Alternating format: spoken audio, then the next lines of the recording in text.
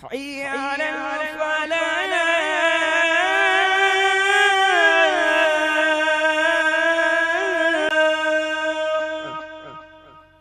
کی محمد سے وفا تو نے تو ہم تیری، یہ جہاں چیز ہے کیا لوح و قلم تیری.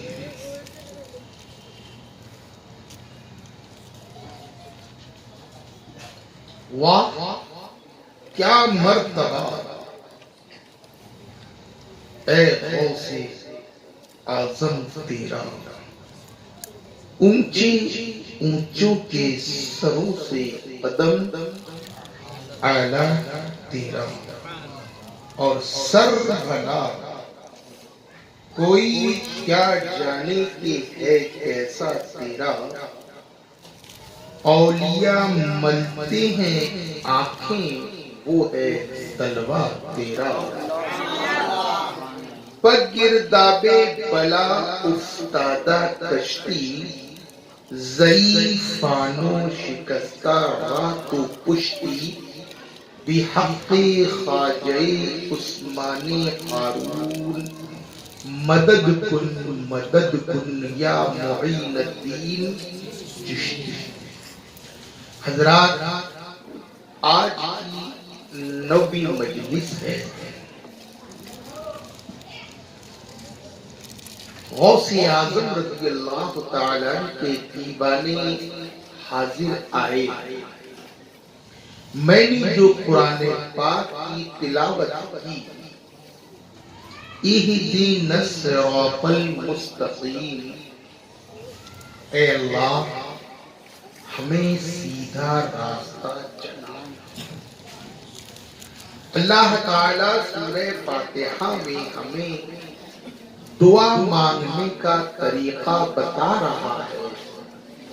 اہدنا الصراط المستقیم، سیدھا راستہ چلا. انعمت علیہم، کون سا سیدھا راستہ؟ جس پر اللہ نے انعام و اکرام فرمایا ہے. ایسا راستہ جس پر چل کر اللہ راضی ہوا ہے، جس پر چل کر اللہ کے رسول صلی اللہ علیہ وسلم ہم سے خوش ہوئے ہیں. ایسے راستے پر ہم اللہ سے دعا مانگ رہے ہیں. اے اللہ وہ راستہ چلا جس پر تیرا انعام و اکرام ہوا ہے، اور وہ راستہ جس پر تیرا غضب ہوا ہے، تیرا جلال برسا ہے، تیری ناراضگی ہے جس کے اندر، جس میں تیرا غضب شامل ہے. اے اللہ ایسے گمراہ راستے سے ہم کو بچا. وہ راستہ نہ چلا جس پر تیری ناراضگی ہو. لہذا اب ہم قرآن سے پوچھتے ہیں، اے قرآن ہمیں بتا دے کہ وہ سیدھا راستہ کون سا ہے، انعام یافتہ راستہ کون سا ہے. تو قرآن خود ہماری رہبری کرتا ہے. انعم اللہ علیہم من النبیین والصدیقین والشہداء والصالحین. قرآن فرما رہا ہے انعام یافتہ 4 گروہ ہیں. نبیوں والا راستہ وہ بھی انعام والا ہے. صدیق والا راستہ وہ بھی انعام والا ہے. اور شہید والا راستہ وہ بھی انعام والا ہے. اور صالحین والا راستہ، نیک لوگوں کا راستہ، اللہ کے دوستوں کا راستہ، اللہ کے ولیوں کا راستہ، وہ بھی انعام یافتہ راستہ ہے. اللہ تعالی قرآن مجید فرقان الحمید میں اس کی تشریح تفسیر فرما رہا ہے.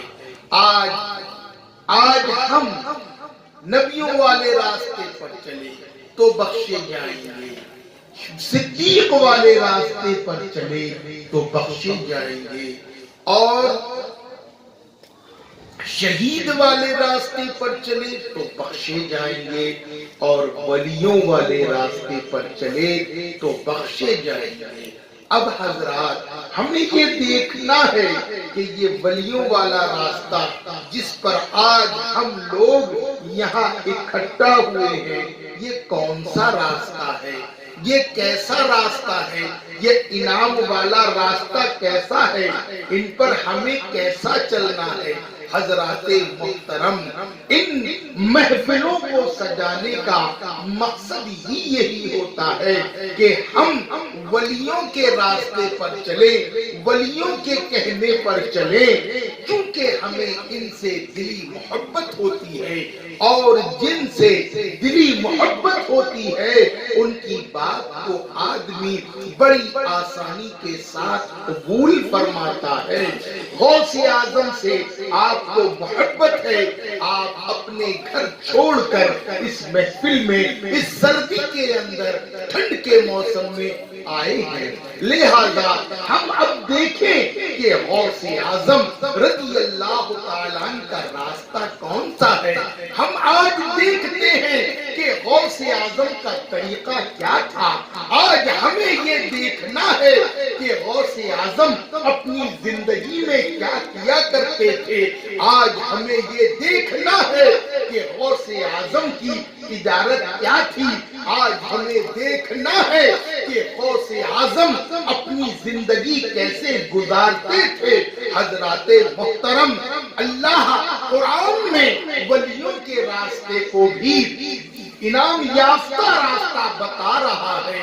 تو حضرات محترم، اب ہم جب نظر ڈالتے ہیں غوث اعظم رضی اللہ تعالیٰ عنہ کی زندگی پر، تو غوث اعظم رضی اللہ تعالیٰ عنہ کی پوری زندگی ہمیں شریعت مطہرہ کے مطابق گزرتی ہوئی نظر آتی ہے۔ ہم جب غوث اعظم کی زندگی پر نظر ڈالتے ہیں تو ہمیں نظر آتا ہے ہمارا غوث 40 سال سے عشاء کے وضو سے فجر پڑھ رہا ہے، یہ غوث کی زندگی ہے۔ پھر ہمیں نظر آتا ہے غوث 15 سال تک ایک پاؤں پر کھڑے رہ کر پورے قرآن پاک کو ختم کرتے ہیں، یہ غوث اعظم کی زندگی ہے۔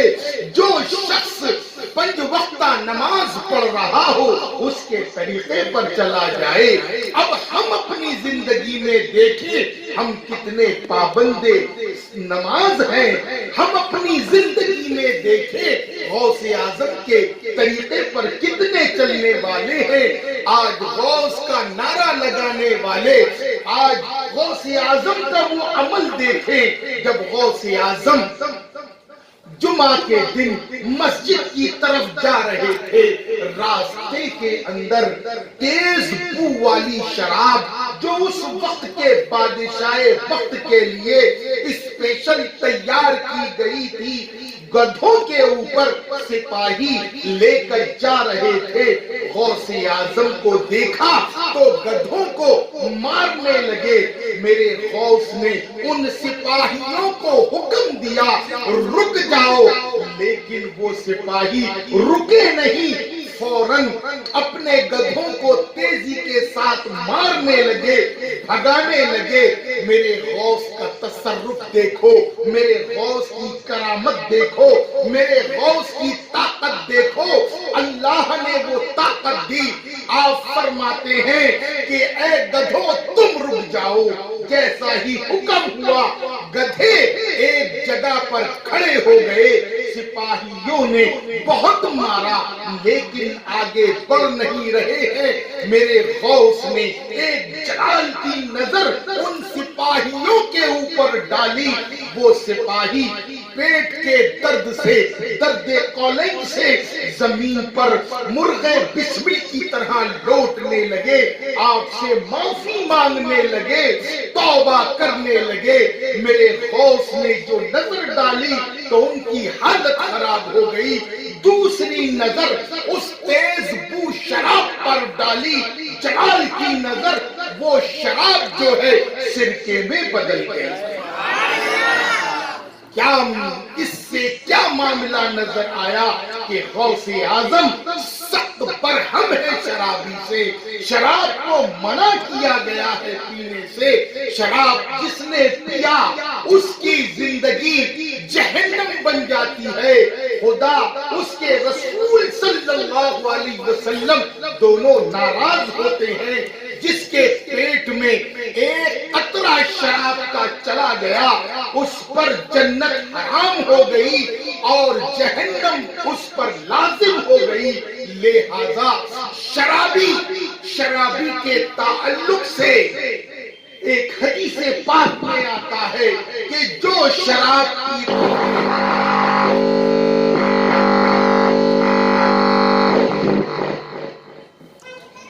شرابی کے تعلق سے جو شراب پیتا ہے تو شرابی کو سلام کرنا, شرابی سے مصافحہ کرنا اور شرابی سے معانقہ کرنے والے کی 40 سال کی مقبول عبادت کو اللہ برباد کر دیتا ہے. 40 سال کی عبادت. تو جو شرابی ہوگا اس پر خدا کی کتنی مار ہوگی, خدا کا کتنا غضب ہوگا. حکم یہ ہے کہ شرابی کو نہ تم سلام کرو, نہ شرابی سے مصافحہ کرو, نہ شرابی سے گلے ملو. ایسے وقت میں یہ لوگ زبردستی آ کر چپکتے ہیں, زبردستی آ کر تم کو سلام کرتے ہیں. حالت شراب میں ان سے دور بھاگو کہیں تمہاری نیکیاں برباد نہ ہو جائے. ان کے سائے سے بھی دور بھاگو, یہ جہنم میں جلنے والے ایندھن ہیں. اگر یہ شرابی توبہ کر لیتا ہے اللہ تعالیٰ اس کی توبہ کو قبول فرما کر اور اسے جنت عطا فرما دے گا. لیکن شرط یہ ہے کہ سچی توبہ, سچی توبہ. تو غوث کا کیا راستہ ملا کہ غوث شراب سے بہت دور ہے. غوث اعظم شرابی سے بہت ناراض ہے. اس لیے حضرات اہدنا الصراط المستقیم, اے اللہ سیدھا راستہ چلا, سیدھا راستہ چلا, وہ سیدھا راستہ جو تیرے ولیوں کا راستہ ہے. لیکن حضرات آج ہمارا عالم کیا ہے؟ آج ہم ولیوں کے راستے پر نہیں یہودیوں کے راستے پر چل رہے ہیں. آج ہم عیسائیوں کے راستے پر چل رہے ہیں. آج ہم فلمی ایکٹر لوگوں کے راستے پر چل رہے ہیں. آج کا نوجوان کس کی پیروی کر رہا ہے؟ آج کا نوجوان ان فلمی دنیا کے نچنیوں کی پیروی کر رہا ہے, ان کی نقل کر رہا ہے, ان کے طریقے پر چل رہا ہے, ان کے جیسے لباس کو اپنا رہا ہے, ان کے جیسے بالوں کو اپنا رہا ہے, ان کے جیسے کپڑوں کو اپنا رہا ہے, ان کے جیسے طریقوں کو اپنا رہا ہے. لوگوں یہ نچنیے ہیں, یہ جہنمی لوگ ہیں, یہ خدا اس کے رسول کے دشمن ہے. کیا تم کو قرآن نے ان کے ساتھ رہنے کا حکم دیا ہے؟ ارے قرآن کہتا ہے وَكُونُوا مَعَ الصَّادِقِينَ, تم سچوں کے ساتھ ہو جاؤ, غوث و خواجہ کے ساتھ ہو جاؤ. لیکن تم ان نچنیوں کے ساتھ ہو جاؤ گے تو تمہارا حشر میدان محشر میں بھی ان نچنیوں کے ساتھ ہوگا. چونکہ قرآن نبی پاک صلی اللہ علیہ وسلم خود فرماتے ہیں من تشبہ بقومہ فہو منہ, تم جس قوم کی مشابہت کرو گے, تم جس قوم کے طریقے پر چلو گے, تم جس قوم کی اتباع کرو گے, میدان محشر میں انہی کے ساتھ تمہارا حشر ہوگا. میں پوچھنا چاہتا ہوں اپنے سینے پر ہاتھ رکھ کے, اے نوجوان یہ بتا جو آج ہندوستان کی فلم انڈسٹری ہے ان کا خاتمہ کیسا ہوگا؟ میدان محشر میں یہ کن لوگوں کے ساتھ کھڑے ہوں گے، یہ کن لوگوں کے ساتھ ان کا حشر ہوگا؟ کیا یہ غوث کی جماعت میں ہوں گے، یہ خواجہ کی جماعت میں ہوں گے، اکبر شہید بابا کی جماعت میں ہوں گے، خواجہ دانا کی جماعت میں ہوں گے، سلطان الاولیاء کی جماعت میں ہوں گے، یہ کن کی جماعت میں ہوں گے؟ آپ اچھی طرح جانتے ہیں یہ نچنیے یہ کن کی جماعت میں ہوں گے؟ یہ فرعون و حامان کی جماعت میں ہوں گے، اور ان کا مقام جہنم ہوگا۔ جن کا مقام جہنم ہے، تم ان جہنمیوں کے ساتھ رہ رہے ہو، ان کی اتباع کر رہے ہو، ان کے طریقے پر عمل کر رہے ہو۔ حضرات محترم، آج تمہارے معاشرے کے درمیان ایک جماعت ہے، وہ جماعت سنی دعوت اسلامی ہے۔ یہ سنی دعوت اسلامی جس کے نام سے ظاہر ہے نبی پاک کی پیاری پیاری سنتیں سکھانے والی، نبی پاک کے طریقے کو سکھانے والی جماعت ہے۔ اس سے تم وابستہ ہو جاؤ گے، اپنی زندگیوں میں سنتوں پر عمل ہو جائے گا، آقا بھی خوش ہوں گے، رسول پاک جب خوش ہوں گے تو تمہارا رب بھی تم سے خوش ہوگا، اور جب رب خوش ہوگا تو تمہاری دنیا کی زندگی بھی کامیاب اور آخرت کی زندگی بھی کامیاب ہوگی۔ حضرات محترم، لیکن نہیں، آج ہم ایسے لوگوں کے طریقے پر عمل کر رہے ہیں جو دنیا کے اندر غوث و خواجہ کے دشمن ہیں، اللہ اس کے رسول کے دشمن ہیں۔ اللہ تعالی ہمیں آپ کو نیک عمل کی توفیق عطا فرمائے، نیک عمل کرنے کی توفیق عطا فرمائے۔ آج ہم سنتوں کو پامال کیے بیٹھے ہیں۔ صحابہ اکرام ایک ایک سنت پر عمل کیا کرتے تھے، پیارے آقا کی ایک ایک ادا کو اپنی زندگی میں ادا کرتے تھے، ایک ایک طریقے کو اپنی زندگی کے اندر ادا کرتے تھے۔ حضرت سفیان ثوری رضی اللہ تعالی عنہ اپنے وقت کے ولی کامل ہیں اور اپنے وقت کے محدث ہیں، بڑے زبردست اللہ کے ولی ہیں۔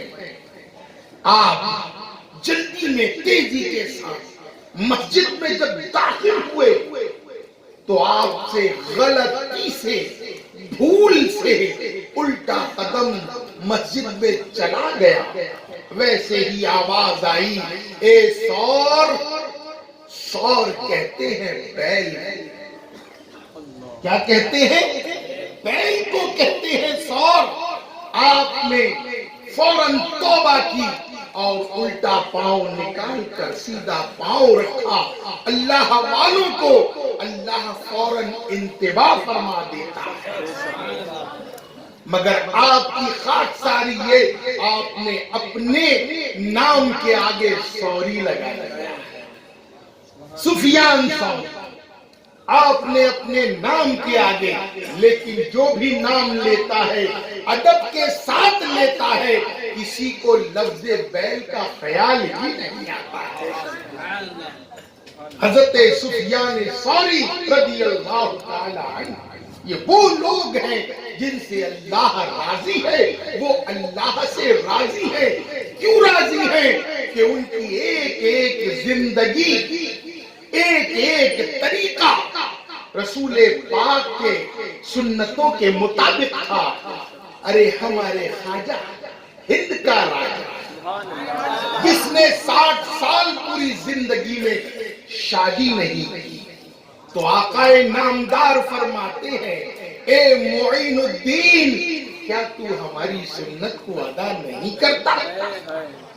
ہماری سنت کو ادا نہیں کرتا؟ تو غریب نواز فرماتے ہیں، یا رسول اللہ، اس عمر میں مجھے کون لڑکی دے گا؟ آقا نے فلاں کو حکم دیا، انہوں نے اپنی بیٹی دی، ایک نہیں آپ نے دو دو شادیاں فرمائی۔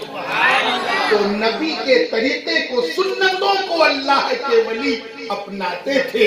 ایک دن غریب نواز وضو فرما رہے تھے اور وضو فرماتے فرماتے آپ سے سرکار کی ایک سنت چھوٹ گئی، تو آپ کو ندا آتی ہے، اے معین الدین، ہماری سنت کو چھوڑتا ہے۔ فوراً آپ نے وضو کے بعد کونیوں پر دوبارہ ہاتھ پھیرا۔ تو اس طرح سے اللہ کے ولی پیارے آقا کی ایک ایک سنت پر عمل کرتے تھے۔ اسی لیے تو قرآن فرماتا ہے وَقُولُوا مَعَ الصَّادِقِينَ، اسی لیے تو قرآن فرماتا ہے انعمت علیہم، یہی انعام یافتہ راستہ ہے، یہ انہی کے طریقے پر عمل کرو گے تو بخشے جاؤ گے، اور ان نچنیوں کے طریقے پر عمل کرو گے تو پکڑے جاؤ گے۔ اِنَّا بَطْشَ رَبِّكَ لَشَدِيدٌ، اللہ کی پکڑ بڑی مضبوط ہے، اس پکڑ سے بچنے کی کوشش کرو۔ اگر تم اس سے بچو گے نہیں تو یقیناً تمہاری دنیا بھی برباد اور آخرت بھی برباد ہو جائے گی۔ تو غوث اعظم رضی اللہ تعالیٰ عنہ کو اللہ نے وہ طاقتیں عطا فرمائی، وہ تصرفات عطا فرمائے، آج کی 9ویں محفل میں وہ تصرفات ہیں۔ اور یہ تصرفات اتنی طاقت کیوں دی، کس وجہ سے دی؟ انہوں نے خدا کو راضی کر لیا، انہوں نے رسول پاک کو راضی کر لیا، رسول کو راضی کیا، خدا کو راضی کیا۔ اللہ نے وہ طاقت عطا فرمائی کہ سرکار خود غوث اعظم رضی اللہ تعالیٰ عنہ کی تعلیم و تربیت فرماتے ہیں۔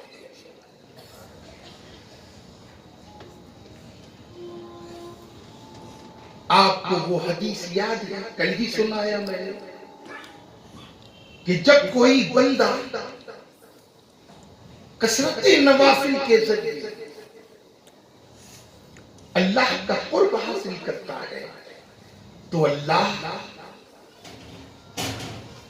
اس سے محبت کرتا ہے، وہ اللہ سے محبت کرتا ہے، اور اللہ پھر اسے وہ طاقت دے دیتا ہے کہ اس کے ہاتھوں سے قدرت کے جلوے نظر آتے ہیں، اس کی زبان پر خدا بولتا ہے، اس کی آنکھوں سے قدرت کے جلوے نظر آتے ہیں۔ تو یہ وہ طاقت ہے کہ جو رب کو راضی کر لے، کثرت نوافل کے، اور رب پھر خود ہی ان سے وعدہ فرماتا ہے اے میرے بندے، اگر مجھ سے کچھ مانگا تو میں عطا کروں گا۔ اور آج کی محفل میں غوث اعظم نے جو رب سے مانگا، رب نے وہ عطا فرما دیا، وہ دے دیا غوث اعظم کو۔ آپ نے نہیں سنا ایک عورت آئی، کہا حضور مجھے 19 لڑکیاں ہو گئی ہیں اور اب 20ویں لڑکی ہو، 20واں مجھے حمل ہے، میرے شوہر نے مجھ سے کہا اگر 20ویں لڑکی بھی پیدا ہوئی تو میں تجھے طلاق دے دوں گا۔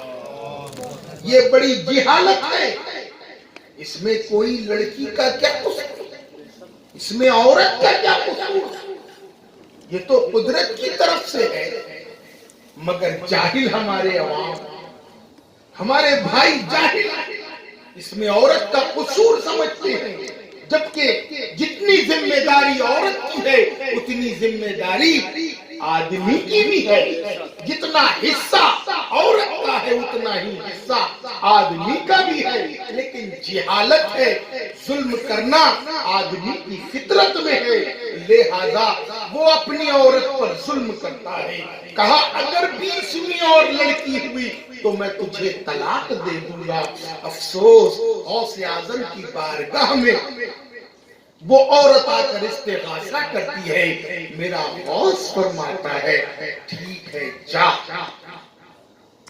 آپ اسے دلاسا دے دیتے ہیں، لیکن خدا کی قدرت کچھ اور ہی تھی، خدا کی قدرت کچھ اور تھی۔ غوث نے لڑکا فرمایا لیکن وہاں 20ویں لڑکی ہو گئی۔ میں نے بڑا غور کیا اس پر، ایسا کیوں؟ جبکہ غوث نے لڑکا کہا اور ہوئی لڑکی۔ اب وہ اس لڑکی کو غوث کی بارگاہ میں لے کر، اس میں بھی خدا کی قدرت کے جلوے ہیں اور اس میں غوث کی عظمت کا پتہ چلتا ہے۔ میرے رب کو غوث کا یہ مقام بتانا تھا، غوث کی یہ عظمت بتانی تھی، تو رب نے پہلے لڑکی دے دی۔ وہ عورت آئی، کہا حضور آپ نے لڑکا کہا تھا، یہ لڑکی ہو گئی ہے۔ میرے غوث فرماتے ہیں ارے میں نے لڑکا کہا تھا، یہ لڑکی نہیں یہ لڑکا ہے، اور یہ بھی لڑکا، وہ 19 بھی لڑکے ہو گئے۔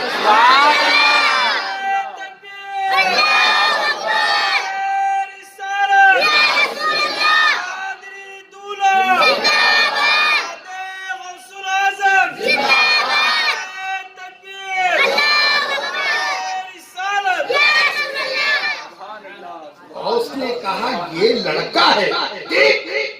جب اس نے دیکھی تو لڑکا تھا، اور یہ بھی لڑکا بن گیا اور وہ بھی لڑکے بن گئے۔ تو جو مانگتے ہیں ولی اللہ سے، اللہ وہ عطا فرما دیتا ہے۔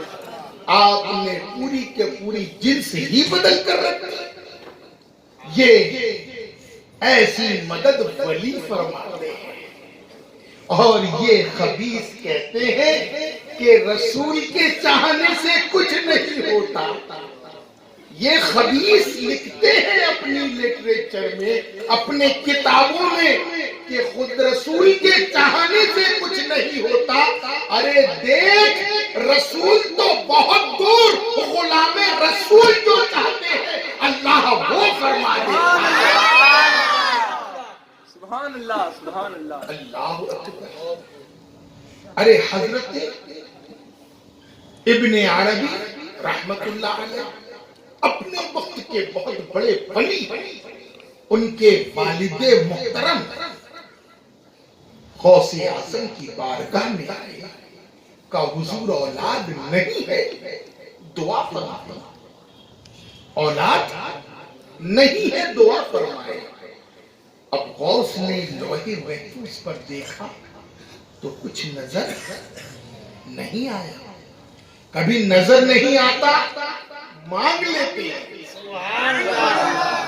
جیسا کہ وہ 7 لڑکے مانگے تھے، ہر سال سنتے ہی ہو، ہے کہ نہیں ہے تو دے دے، دے دے۔ اور کبھی دیکھا لوح محفوظ پر کوئی اولاد نہیں ہے تقدیر میں، کہا ٹھیک ہے۔ آپ فرماتے ہیں میری پشت میں ایک لڑکا ہے۔ کیا فرمایا؟ یہ بھی دیکھ لیا ولی نے کہ لڑکا ہے کہ لڑکی ہے، لڑکا ہے کہ لڑکی ہے۔ جا اپنی پشت کو میری پشت سے ملا دے، جا تجھے اللہ لڑکا دے دے۔ یہ بھی کیا طاقت غوث کی، کیا تصرف غوث کا، غوث اعظم۔ اور وہی لڑکا جو غوث کی پشت میں تھا، غوث اعظم کی اولاد تھا، غوث نے ادھر سے منتقل کر کے ادھر دے دیا، ادھر دے دیا، ادھر منتقل کر دیا۔ اور وہی ابن عربی رحمت اللہ علیہ کی ذات آج دنیا جانتی ہے، بہت بڑی شخصیت ہے۔ یہ غوث کا تصرف ہے، یہ غوث کی طاقت ہے۔ اور اسی طرح غوث اعظم کے پاس آپ کے ایک مرید آئے، کہا حضور بڑی بڑی بڑا افلاس ہے، کچھ جو لے کر آئے، گیہوں لے کر آئے. کہا حضور برکت کی دعا کرتے جن کا نام حضرت ابوالعباس تھا، لا کر دیا. غوث اعظم رضی اللہ تعالیٰ نے اس پر پڑھا، دم کر دیا، اور دم کرنے کے بعد کہا اس کو مٹکی میں ڈال دو، اس کے اوپر جو ہے تو کپڑا باندھ دو، کبھی کھول کر مت دیکھنا، مٹکی میں ایک سوراخ کر دینا، اور جتنی ضرورت ہو اتنا گیہوں اس میں سے نکال لینا. آپ کے مرید نے وہ گیہوں لے کر جا کر مٹکی میں ڈال دیا، اوپر سے پیک کر دیا، اور جب ان کی بیوی کو ضرورت پڑتی تھی سوراخ کھولتے تھے، جتنا چاہتے تھے اتنا گیہوں نکال لیتے تھے. 5 سے 6 سال تک اس میں سے کھاتے رہے. ایک دن ان کی بیوی کو کیا سمجھ پڑی، کھول کر دیکھ لیا، کچھ دن نہیں گزرے، 1 ہفتے کے اندر وہ اناج ختم ہو گیا. جب غوث اعظم کے پاس گئے، کہا میاں اگر کھول کر نہ دیکھتے تو پوری زندگی کھاتے، پوری زندگی کھاتے. تو اللہ کے ولی تھوڑی سی اناج میں دعا کر دے تو اتنی برکت ہو جاتی ہے. اللہ یہ تصرفات اپنے ولی کو عطا فرماتا ہے، تبھی تو اس ولی کو اللہ کے بندے مانتے ہیں، تبھی تو اس ولی کو اللہ کے بندے محبت کرتے ہیں. اس لیے حضرات محترم غوث اعظم رضی اللہ تعالیٰ عنہ کی ایک مریدہ جنگل کے اندر، اس کو کچھ ڈاکوؤں نے پکڑ لیا، کچھ بدماشوں نے اس پر حملہ کر دیا، اس کی عزت کو تار تار کرنے ہی والے تھے. اللہ اکبر. اس مریدہ نے جنگل سے پکارا یا غوث المدد. جیسے ہی وہاں پکارا، میرے غوث اعظم رضی اللہ تعالیٰ عنہ فوراً وضو فرما رہے تھے. آپ نے ایک جوتا اٹھا کر جو پھینکا تو جا کر آپ کے کھڑامے تھے، وہ کھڑامے آپ نے اٹھا کر کہا، فوراً ہوا میں اچھال دیا، وہ کھڑامے نظروں سے غائب ہو گئے. ان بدماشوں کے سر پر ایسے پڑے ان کے بھیجے نکل گئے. کچھ دن کے بعد وہی آپ کی مریدہ آپ کے دونوں کھڑاموں کو اپنے سینے سے لگا کر آپ کو لا کر پیش کر دیتی. تو آپ نے سن بھی لیا، دیکھ بھی لیا، اور ہاتھوں سے مدد بھی کر لیا. یہ غوث کی تصرفات ہیں، غوث کے تصرفات غوث کی طاقت ہے. لیکن حضرات یہی غوث اعظم رضی اللہ تعالی عنہ، جو شخص شریعت کا پابند نہیں ہے اس سے بیزار ہے، جو شخص اللہ اس کے رسول کے طریقے پر چلتا نہیں ہے اس سے آپ بیزار ہیں. اور آپ تو ارشاد فرماتے ہیں جو شخص ایک وقت کی نماز کو چھوڑ دے اسے قتل کر دو. کیا کہتے ہیں؟ اسے قتل کر دو اور اس کی ٹانگ میں رسی باندھو، گندی غلیظ جگہ پر لے جا کر پھینک دو. کیا ہوگا؟ کتنا سخت ہوتا ہے. تو کیا ایسا شخص اپنے چاہنے والے کو بے نمازی دیکھنا پسند کرے گا؟ لاکھ بولو گے تم یا غوث المدد تو کیا وہ مدد کو آئے؟ ایک عمل نہیں ہماری زندگی میں قرآن کا، ایک عمل نہیں شریعت کا، ایک عمل نہیں ہماری زندگی کے اندر، اور ہم غوث کو چاہنے کا دعویٰ کر رہے ہیں، غوث کی نیازیں لٹا رہے ہیں. ارے غوث اعظم سے اگر محبت ہے تو نیاز بھی کرو اور غوث اعظم کے طریقے پر عمل کرو. تو جا کر تمہاری زندگی کامیاب ہوگی، ورنہ یاد رکھو پیارے کوئی کام نہیں آئے گا، کوئی کام نہیں آئے گا۔ اس وقت غوث اعظم بھی تم سے منہ پھیر لیں گے۔ حضرات محترم، کیا سمجھتے ہو؟ کیا دنیا میں ہمیشہ تمہیں یہاں رہنا نہیں؟ ایک دن تمہیں اس زمین کے نیچے جانا ہے، اور جو زمین کے نیچے جاؤ گے تو کیا لے کر جاؤ گے؟ وہی لے کر جاؤ گے جو تم نے کمایا ہے۔ کون سی کمائی؟ جو تم نے قرآن پڑھا ہے، جو تم نے نماز پڑھی ہے، جو تم نے زکات دی ہے، جو روزے رکھے ہیں، جو حج کیا ہے، وہی تمہارے ساتھ جائے گا۔ لیکن وہ بھی کب جائے گا؟